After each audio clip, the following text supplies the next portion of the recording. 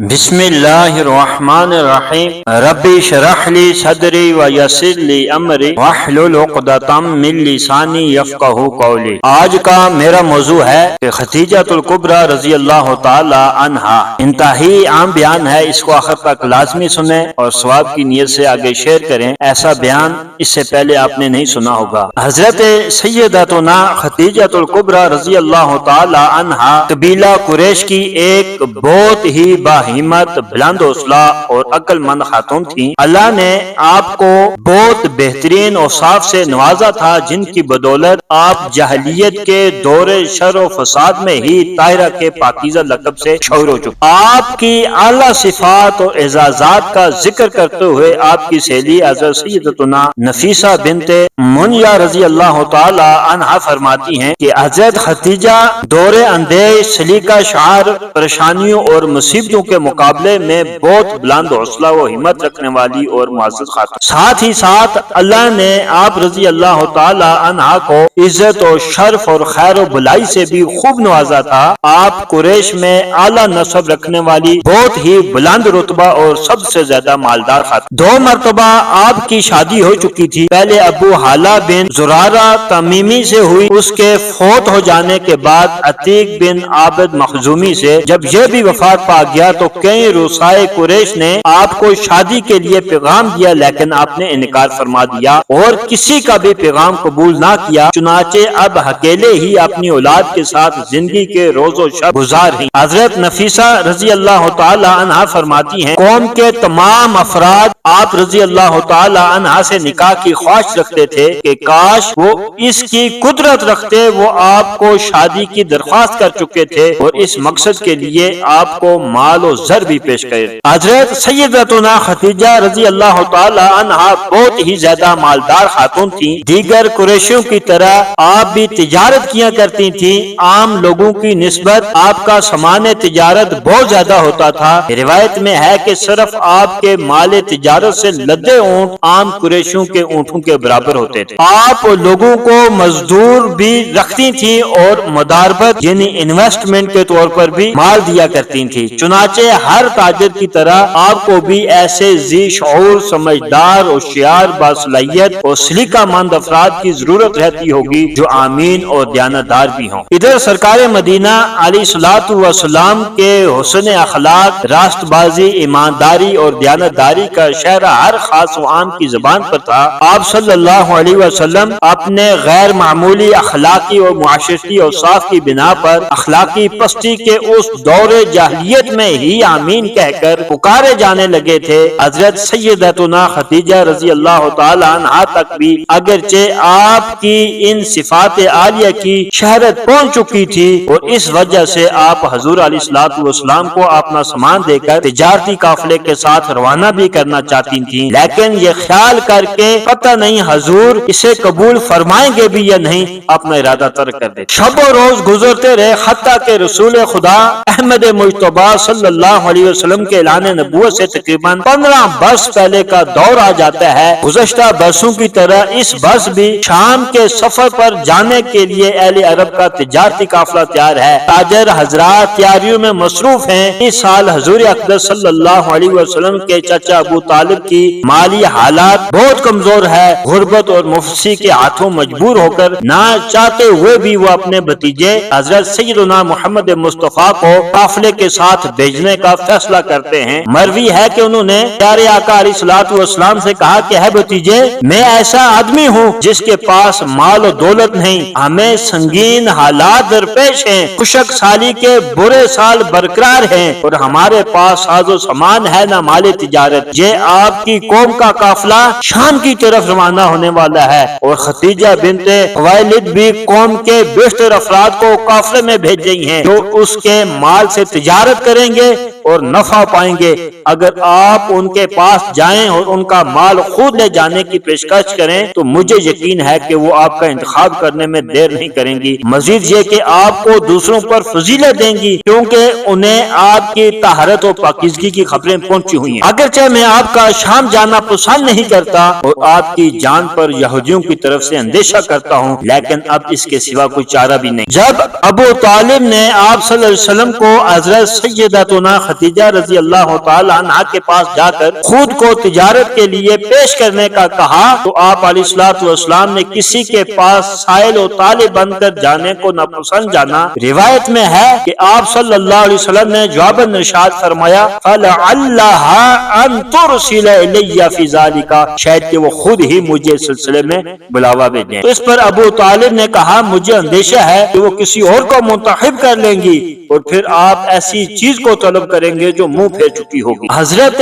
سیدتنا خدیجہ رضی اللہ تعالی عنہا کو آپ صلی اللہ علیہ وسلم اور ابو طالب کے درمیان ہونے والی بات چیت پہنچ گئی۔ اس سے پہلے آپ کو رسول امین صاحب قرآن مبین صلی اللہ علیہ وسلم کی راست گوئی، عظیم امانت داری اور محسن اخلاق کے بارے میں معلوم ہو چکا تھا، اور اسی باعث آپ حضور اقدس صلی اللہ علیہ وسلم کو مال تجارت کے ساتھ روانہ بھی کرنا چاہتی تھی، لیکن پھر فرماتی پتہ نہیں حضور اس کا ارادہ رکھتے بھی ہیں کہ نہیں۔ جب ابو طالب اور حضور کے درمیان ہونے والی بات چیت سے انہوں نے آپ صلی اللہ علیہ وسلم کی آمادگی کا اظہار دیکھا تو پھر آپ صلی اللہ علیہ وسلم کو بلاوا بھیجا اور عرض کیا کہ آپ کو بلاوا بھیجنے کی وجہ صرف وہ بات ہے جو مجھے آپ کی سچائی، امانت داری اور محسن اخلاق کے بارے میں پہنچی ہے۔ اگر آپ میرے مال کو تجارت کے لیے لے جانے کی پیشکش قبول فرما لیں تو میں آپ کو اس کی نسبت دگنا معاوضہ دوں گی جو آپ کی قوم کے دوسرے لوگوں کو دیتی ہوں۔ تو رسول اللہ صلی اللہ علیہ وسلم نے اسے قبول فرما لیا۔ جب آپ نے چاچا ابو طالب سے اس کا ذکر کیا تو وہ کہنے لگے اِنَّ هَذَا لَرِزْقٌ سَاقَهُ اللَّهُ إِلَيْكَ، کہ بے شک یہ رزق ہے جو اللہ تعالیٰ نے آپ کو عطا فرمایا ہے۔ تو حضرت سیدتنا خدیجہ رضی اللہ تعالی عنہا نے اپنے غلام میسرہ کو حضور علیہ الصلوۃ والسلام کے ساتھ کر دیا تھا اور یہ تاکید کی کہ کسی بات میں آپ صلی اللہ علیہ وسلم کی نافرمانی نہ کرے اور نہ آپ کی رائے سے اختلاف کرے۔ روانگی سے پہلے آپ صلی اللہ علیہ وسلم کے چاچوں نے قافلے والوں کو آپ صلی اللہ علیہ وسلم پر شفقت کرنے کا کہا۔ با وقت روانگی آپ صلی اللہ علیہ وسلم پر بادل نے سایہ کیا ہوا تھا۔ سید الانبیاء محبوب کبریا صلی اللہ علیہ وسلم اور میسرہ سفر کرتے کرتے جب شام پہنچے تو وہاں انہوں نے بصرہ کے بازار میں ایک درخت کے سائے تلے جو آرام کیا ٹھہرے، اس کے قریب ہی ایک عیسائی راہب نستوارہ کی عبادت گاہ واقع تھی۔ راہب چونکہ میسرہ کو پہلے سے ہی جانتا تھا،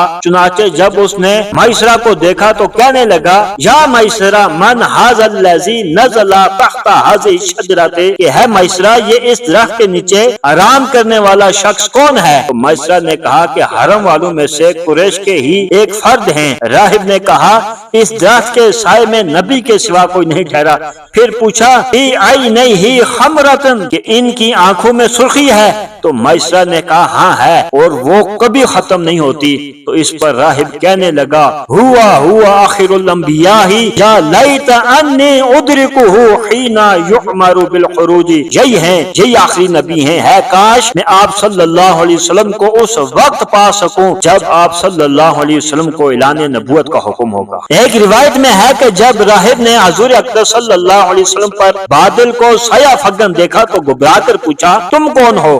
تو حضرت میسرہ نے جواب دیا خدیجہ کا غلام میسرہ۔ پھر وہ رسول اکرم نور مجسم صلی اللہ علیہ وسلم کے پاس آیا اور آپ صلی اللہ علیہ وسلم کے سر اقدس اور قدمین شریفین کو بوسہ دیتے ہوئے کہا آمنت بک وانا اشہد انک الذی ذکر اللہ فی التوراۃ، کہ میں آپ صلی اللہ علیہ وسلم پر ایمان لاتا ہوں اور گواہی دیتا ہوں کہ آپ وہی ہیں جن کا اللہ تعالیٰ نے تورات شریف میں ذکر فرمایا ہے۔ پھر کہا ہے محمد صلی اللہ علیہ وسلم میں نے آپ میں ایک علامت کے سوا باقی سب علامات دیکھ لی ہیں، آپ میرے سامنے اپنے دوش مبارک کندھوں سے کپڑا ہٹائیے تاکہ میں وہ علامت بھی دیکھ لوں۔ سرکار دو جہاں صلی اللہ علیہ وسلم نے جب اپنے دوش مبارک سے کپڑا ہٹایا تو وہاں مہر نبوت جگمگا رہی تھی۔ عیسائی راہب نے جو اسے دیکھا تو بوسے دینے لگا اور کہا کہ اشہد ان لا الہ الا اللہ واشہد انک رسول اللہ النبی الامی الذی بشر بک عیسی ابن مریم فانہ قال لا ينزل بعدی تحت ھذہ الشجرۃ الا النبی الامی الہاشمی العربی المکی صاحب الحوض والشفاعۃ وصاحب لواء الحمد، کہ میں گواہی دیتا ہوں کہ اللہ کے سوا کوئی معبود نہیں، اور میں گواہی دیتا ہوں کہ آپ صلی اللہ علیہ وسلم ہی اللہ کے وہ امی رسول و نبی ہیں جن کی حضرت عیسیٰ نے بشارت دی تھی۔ انہوں نے فرمایا تھا کہ میرے بعد اس درخت کے نیچے وہ نبی ٹھہرے گا جو امی، ہاشمی، عربی اور مکی ہیں، اور حوض کوثر کے مالک ہیں۔ شفاعت کبریٰ انہی کے حصے میں آئے گی، اور بروز قیامت حمد کا جھنڈا انہی کے دست اقدس میں ہوگا۔ تو عیسائی راہب کا یہ کلام میسرہ نے اپنے ذہن میں محفوظ کر لیا۔ بازار بصرہ میں آپ صلی اللہ علیہ وسلم نے اپنا سامان فروخت فرمایا اور واپسی کے لیے خریداری فرمائی۔ اس دوران کسی سامان کے سلسلے میں ایک شخص کے ساتھ آپ صلی اللہ علیہ وسلم کا اختلاف ہو گیا۔ اس نے آپ صلی اللہ علیہ وسلم کو لات و عزیٰ کی قسم کھانے کا کہا، جس کے جواب میں آپ علیہ السلام نے ارشاد فرمایا، میں ہرگز ان کی قسم نہیں کھاؤں گا، میں تو جب ان کے پاس سے گزرتا ہوں تب بھی ان کی طرف توجہ نہیں کرتا۔ یہ سن کر اس شخص نے کہا کہ آپ کی بات حق ہے۔ پھر اس نے میسرہ کو تنہائی میں لے جا کر کہا کہ یا میسرہ، ھذا النبی ھذی الامۃ والذی نفسی بیدہ انہ لہو تجدہ اخبارنا منعوتا فی کتبہم، کہ ہے میسرہ یہ اس امت کے نبی ہیں، اس ذات کی قسم جس کے قبضے قدرت میں میری جان ہے، یہی وہ ہستی ہیں جن کی صفات ہمارے علماء اپنی کتابوں میں پاتے ہیں۔ تو میسرہ نے یہ بات بھی ذہن میں محفوظ کر لی۔ اللہ نے اپنے پیارے محبوب علیہ السلام کے صدقے اس تجارت میں اس قدر برکت اور نفع عطا فرمایا کہ پہلے کبھی نہیں ہوا تھا۔ چنانچہ اتنا کثیر نفع دیکھ کر حضرت سیدتنا خدیجہ الکبریٰ رضی اللہ تعالی عنہا کے غلام میسرہ نے کہا کہ ہے محمد صلی اللہ علیہ وسلم، میں نے اتنا زیادہ نفع کبھی نہیں دیکھا جو آپ کی بدولت ہوا ہے۔ خرید و فروخت سے فارغ ہو کر قافلے والوں نے واپسی کے لیے سفر شروع کر دیا۔ اثناء راہ میسرہ نے دیکھا کہ جب دوپہر ہوتی اور گرمی شدید ہو جاتی تو دو فرشتے سورج سے بچاؤ کے لیے آپ صلی اللہ علیہ وسلم پر سایہ فگن ہو جاتے۔ اللہ نے میسرہ کے دل میں رسول کریم رؤوف رحیم صلی اللہ علیہ وسلم کی محبت ڈال دی تھی، لہذا وہ آپ صلی اللہ علیہ وسلم کے روبرو ایسے ہوتے کہ گویا آپ کے غلام۔ واپسی پر جب قافلہ مر الزہران کے مکان پر پہنچا تو میسرہ نے آپ صلی اللہ علیہ وسلم سے عرض کیا، ایسا ممکن ہے کہ آپ حضرت خدیجہ رضی اللہ تعالی عنہا کے پاس مجھ سے پہلے پہنچ جائیں اور انہیں تجارت میں ہونے والے نفع کی خوشخبری سنائیں؟ تو شاہ آدم و بنی آدم رسول محتشم صلی اللہ علیہ وسلم نے میسرہ کی یہ درخواست قبول فرمائی اور سرخ رنگ کے ایک جوان اونٹ پر سوار ہو کر آگے بڑھ گئے۔ نصف النہار دوپہر کے وقت آپ صلی اللہ علیہ وسلم مکہ معظمہ میں داخل ہوئے۔ اس وقت حضرت سیدتنا خدیجہ الکبریٰ رضی اللہ تعالی عنہا اپنے مکان کے بالا خانے میں تھیں اور ان کے ساتھ چند عورتیں تھیں جن میں حضرت نفیسہ تھیں۔ حضرت خدیجہ رضی اللہ تعالی عنہا نے آپ صلی اللہ علیہ وسلم کو مکہ میں داخل ہوتے وقت دیکھ لیا۔ آپ صلی اللہ علیہ وسلم اپنے اونٹ پر سوار تھے اور دو فرشتے آپ پر سایہ کیے ہوئے تھے۔ آپ کی ساتھی عورتوں نے اسے دیکھ کر تعجب کیا۔ جب رسول خدا احمد مجتبی صلی اللہ علیہ وسلم حضرت خدیجہ الکبریٰ رضی اللہ تعالی عنہا کے پاس پہنچے اور انہیں تجارت میں ہونے والے نفع کے بارے میں بتایا تو آپ اس پر بہت خوش ہوئیں اور آپ نے فرشتوں کو جو حضور اکرم صلی اللہ علیہ وسلم پر سایہ فگن دیکھا تھا اس کی تصدیق کرنی چاہیے کہ آیا وہ آپ کے لیے ہی تھے یا کسی اور کے لیے۔ چنانچہ اس کی تدبیر آپ نے یہ کی کہ حضور سے میسرہ کے بارے میں پوچھا کہ وہ کہاں ہیں۔ رسول اکرم صلی اللہ علیہ وسلم نے ارشاد فرمایا، میں اسے کھلے جنگل میں پیچھے چھوڑ آیا ہوں۔ حضرت خدیجہ رضی اللہ تعالی عنہا نے درخواست کی کہ جلدی سے ان کی طرف جائیے تاکہ وہ آنے میں جلدی کریں۔ تو حضور علیہ السلام نے آپ کی درخواست قبول فرمائی اور جانور پر سوار ہو کر تشریف لے گئے۔ تو حضرت خدیجہ رضی اللہ تعالی عنہا بالے خانے پر چڑھ کر آپ کو دیکھنے لگی اور دوبارہ فرشتوں کو آپ صلی اللہ علیہ وسلم پر سایہ فگن دیکھ کر یقین کر لیا کہ وہ آپ ہی کے لیے سایہ کیے ہوئے ہیں۔ اس کے بعد میسرہ نے آ کر آپ کو اپنے مشاہدات بتائے، عیسائی راہب نستوارہ اور اس شخص سے بات چیت کے بارے میں بتایا جس کے ساتھ خرید و فروخت کے دوران آپ صلی اللہ علیہ وسلم کا اختلاف ہو گیا تھا۔ جب حضرت خدیجہ رضی اللہ تعالی عنہا نے تجارت میں پچھلے برسوں کی نسبت بہت زیادہ نفع دیکھا تو طے شدہ مقدار سے بھی دگنا مال آپ صلی اللہ علیہ وسلم کی بارگاہ میں پیش کر دیا۔ ورقہ بن نوفل حضرت خدیجہ الکبریٰ رضی اللہ تعالی عنہا کے چاچا زاد بھائی تھے۔ انہوں نے دین سید اختیار کر لیا تھا، آسمانی کتب کا مطالعہ بھی کیا ہوا تھا اور ایک بڑے عالم تھے۔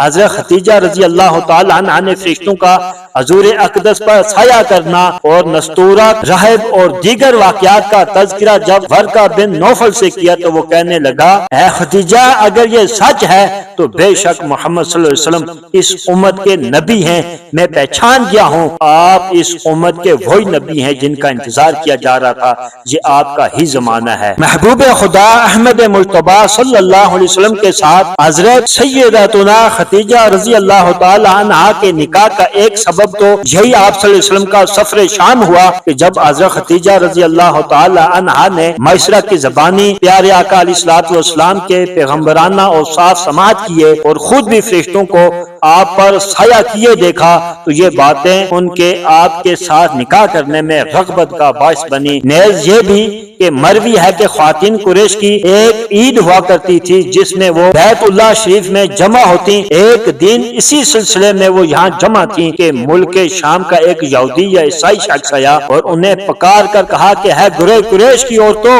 ان قریب تم میں ایک نبی ظاہر ہوگا جسے احمد کہا جائے گا، تم میں سے جو عورت بھی ان کی زوجہ بننے کا شرف حاصل کر سکتی ہو وہ ایسا ضرور کرے۔ یہ سن کر عورتوں نے اسے پتھر اور کنکر مارے، بہت برا بھلا کہا اور نہایت سخت کلامی کی، لیکن حضرت خدیجہ رضی اللہ تعالی عنہا نے خاموشی اختیار فرمائی اور اس بات سے منہ نہیں موڑا جس سے دیگر عورتوں نے منہ موڑ لیا تھا، بلکہ اسے اپنے ذہن میں محفوظ کر لیا۔ اس کے بعد جب میسرہ نے آپ کو وہ نشانیاں بتائیں جو انہوں نے دیکھی تھیں اور خود آپ رضی اللہ تعالی عنہا نے بھی جو کچھ دیکھا تھا، اس کی وجہ سے آپ کے ذہن میں یہ خیال پیدا ہوا کہ اگر اس یہودی نے سچ کہا تھا تو وہ یہی شخص ہو سکتے ہیں۔